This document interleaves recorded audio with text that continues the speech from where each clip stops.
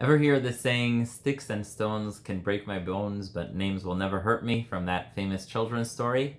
Well, it turns out that's not true. While sticks and stones may break bones, names can also hurt. And the Torah says in this week's Parsha something fascinating. The Torah speaks about financial dealings, and it says, "V'chitim kerumim karla mitecha o kano miyada mitecha al tonu ishet achiv." If you do business with one another, please do not wrong one another. Don't take something that doesn't belong to you. Don't take something that is not yours. And the rabbis say that's talking about taking something or financially mistreating someone. But then the Torah says an almost identical pasuk just a few psukim later, and it says, "V'lo tonu ishet amito." Do not do wrong to one another. V'yareta me'elokecha, and you should fear Hashem your God.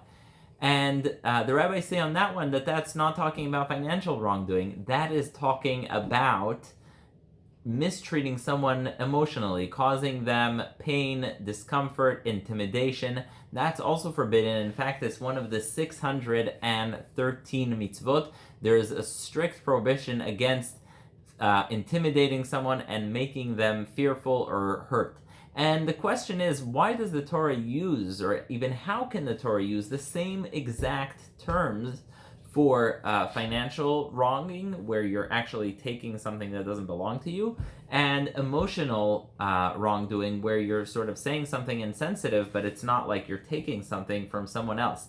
And the answer is that is exactly the message, that another person's emotions do not belong to you. Every person is created in the image of God, and just like you are not allowed to trample on their property, you're not allowed to trample on their feelings and on their pride.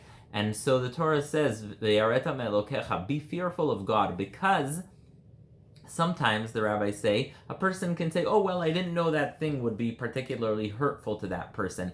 And so the Torah warns and says, no, I know exactly what you meant and what you were aware of at the time. And just like you're not allowed to take away that person's property, so too you cannot take away their emotional well-being. And that's almost an act of theft. In fact, the rabbis say it's worse than theft.